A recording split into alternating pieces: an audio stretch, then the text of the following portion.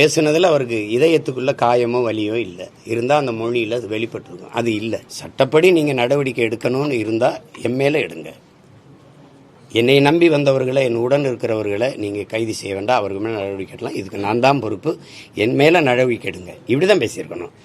நீங்கள் ஏதாவது பழி வாங்கணும்னு நினச்சா நீங்கள் என்னென்னா, இது எப்படி திரைப்பட கதாநாயக வசனமாக இருக்குது. இப்படின்னா அங்கே கதாநாயகி குடும்பத்தையெல்லாம் கட்டி வச்சுக்கிட்டு என்னை பிடிச்சி வச்சுட்டு கேட்கும்போது தொடர்தான் இருந்தால் என்னையை தொடு, அவங்களையெல்லாம் விடு அப்படின்னு வசனம் பேசுவோம்ல, அப்படி இருக்கு பார்க்கும்போது.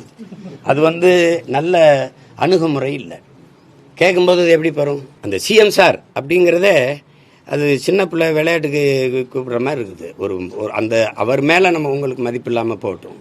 ஆனால் உட்கார்ந்து இருக்கிற அந்த நாற்காலி இந்த நிலத்தில் பெரும்பெரும் தலைவன் உட்கார்ந்தது. ஓமந்தூர் ராமசாமி ரெட்டியார் தாத்தன், குமாரசாமி ராஜா, மூதுரிஞர் ராஜாஜி, பெருந்தலைவன் காமராஜ், பேரறிஞர் அண்ணா போன்ற பெருந்தலைவர்கள் இருந்த ஒரு இடம் அது.